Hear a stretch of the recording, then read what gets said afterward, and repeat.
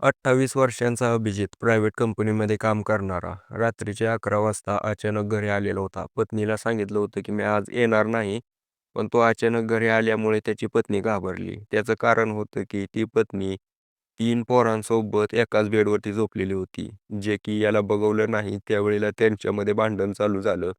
पोलिसांना फोन केला. पोलीस त्या ठिकाणी आले. त्या 3 पोरांना घेऊन गेले. त्यावेळेला पत्नी म्हणते कशी, "तू जरी यांना फसवले ना, मी पण तुला फसवते. अशा केसमध्ये फसवते ना की तुझं आयुष्य बरबाद होईल." आता काही 6 महिन्यापूर्वीच या दोघांचं लव्ह मॅरेज झालेलं होतं. 4 वर्ष दोघांमध्ये लफडं होतं. पळून जाऊन घरच्यांच्या विरोधात जाऊन या दोघांनी लग्न केलं. पण लग्न झाल्यानंतर बायको अशी वागायला लागली. या दोघांमधला वाद विकोपाला गेला. त्याच्यानंतर ती पत्नी ज्यावेळेला त्याला धमकी देत होती, त्यावेळेला त्या अभिजितने तिचा गळा दाबून तिला त्या ठिकाणी संपवले आणि पोलीस स्टेशनमध्ये जाऊन सरेंडर केलं. तर इथपर्यंत गोष्ट पोहोचली कशी काय? लव्ह मॅरेज झालं होतं तर ही महिला 3 पुरुषांसोबत कसं काय बेडवरती झोपली होती? काय आहे पूर्ण घटना मी तुम्हाला सांगतो. व्हिडिओ शेवटपर्यंत बघा मित्रांनो. व्हिडिओ आवडत असतील तर लाईक करा. बाकी शेअर तर काय करू शकत नाही, पण कोणाला शेअर करायचं असेल तर करा. मराठी माणसाला सपोर्ट करा चॅनल सबस्क्राईब करून. तर नमस्कार मित्रांनो, या घटनेची सुरुवात 4 जानेवारी 2025 या रोजी होते. 4 जानेवारीला अभिजित त्याच्या घरी आला. घरी आल्यानंतर थोडा उदास होता. त्याचे वडील बसले होते. थोडी वेळ तसंच बसला सोफ्यावरती. त्यावेळेला त्याचे वडील म्हणले की काय झालं? आज लय उदास उदास दिसायला लागलाय. अभिजित रडायला लागतो आणि म्हणतो की मला जर ही नाही मिळाली तर मी माझा जीव सोडेन. आता त्याच्या वडिलांना समजत नव्हती की कोणाबद्दल बोलतोय, काय झालं, नेमका काय विषय आहे. त्याला खोदून खोदून विचारायला चालू केलं. त्यावेळेला त्याने सांगितलं की आपल्या शेजारी राहणारी समृद्धी, तिच्यावरती माझं प्रेम आहे आणि मला तिच्यासोबत लग्न करायचं आहे. ही घटना घडली उत्तर प्रदेशमध्ये. तुम्हाला सांगतो उत्तर प्रदेशमध्ये जातीविवाद भरपूर प्रमाणात आहे. आता त्या ठिकाणी मोठ्या जातीतली महिला लहान जातीतल्या पोरासोबत लग्न करू शकत नाही. हा जो अभिजित होता, तसं मी मानत नाही, पण आपल्या इथं फक्त हिंदू धर्म आहे. मी तसं मानत नाही, जाती पण त्या ठिकाणी मानले जातात. जी पोरगी होती ती मोठ्या जातीतली होती. आता या वेळेला अभिजितचे वडील म्हणतात की आपल्याला ते ताणून ताणून मारतील गावातनं तिच्या घरचे. तू तिचा नाद सोडून दे. आता ही सगळी गोष्ट अभिजित ऐकत होता. त्याला राहवत नव्हतं. 4 वर्षाचं प्रेम दोघांचं. कॉलेजमध्ये असल्यापासून दोघं एकमेकांवरती प्रेम करत होते. आता या दोघांची पण स्टोरी खूप इंटरेस्टिंग आहे. हे दोघं भेटले कसं काय, प्रेम कसं काय झालं? तर विषय असा झाला होता की 12वी झाल्यानंतर ग्रॅज्युएशनसाठी अभिजितने ॲडमिशन घेतलं होतं. त्यावेळेला त्या ठिकाणी समृद्धीनं पण ॲडमिशन घेतलं होतं. आता हे दोघं रोज कॉलेजला जायचे. कॉलेजला जाताना दोघांना एकमेकं दिसायची. एकाच क्लासमध्ये असायची. त्यामुळे दोघं एकमेकांकडे बघणे, गावातले शेजारी आहे म्हटल्यानंतर हसणे असं चालू होतं. पण ज्यावेळेला लॉकडाऊन पडलं, त्यावेळेपासून यांचा घरीच अभ्यास चालू झालेला होता. आता दोघांना एकमेकांना मदत करणे अभ्यासामध्ये. अशी करत करत त्यांची लव्ह स्टोरी चालू झालेली होती. ही लव्ह स्टोरी एवढी पुढे गेली होती की एकमेकाशिवाय दोघं राहू शकत नव्हती, असं अभिजितचं म्हणणं होतं. समृद्धीचं होतं का नाही ते आपल्याला माहीत नाही. पण ज्यावेळेला अभिजित त्याच्या घरी सांगतो, त्यावेळेला त्याचे वडील त्याला नकार देतात. आता अभिजितच्या घरचीच नकार देतात म्हणल्यानंतर समृद्धीच्या तर घरचे तुम्हाला वाटतंय का तिला होकार देतील? त्यांनीही नकार दिला. आता आता या दोघांपुढे एकच पर्याय होता, पळून जायचं. काही दिवस प्लॅनिंग केल्यानंतर हे दोघं पळून गेले. उत्तर प्रदेशमधील लखनौ या ठिकाणी येऊन दोघांनी त्यांचा संसार थाटला, लग्न वगैरे केलं.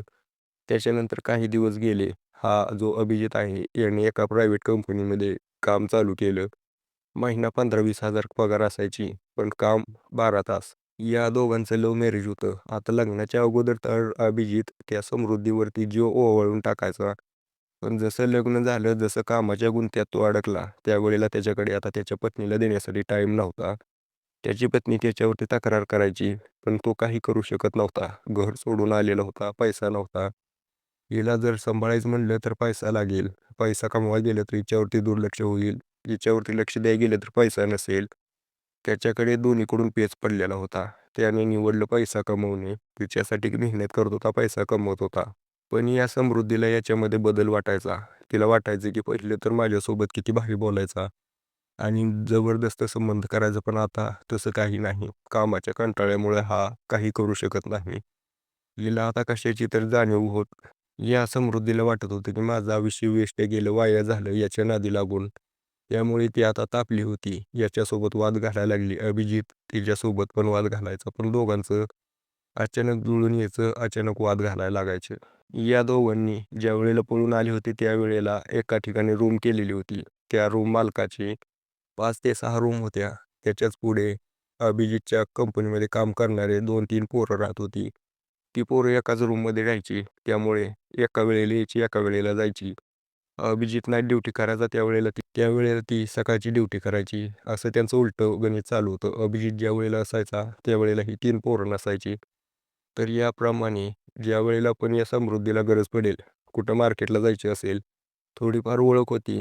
त्यामुळे एखाद्या पोराला सांगायची त्यातल्या. आता त्यातली पोरं करायची काम. एक पोरगी अशी काम सांगते महिला, त्यावेळेला त्यांच्याही डोक्यात होतं की कधी ना कधी हिला बेडवरती घेऊन यायचं. आता ही तिघं पोरं राहणारी होती ती चलाख होती. या पोरांनी या समृद्धीच्या चेहऱ्यावरची निराशा ओळखली होती आणि तिला कायम तिच्या शरीराची तारीफ करायचे. तिला जी काय हवं आहे ते म्हणायचे, बोलायचे, तिची गरज भागवायचे.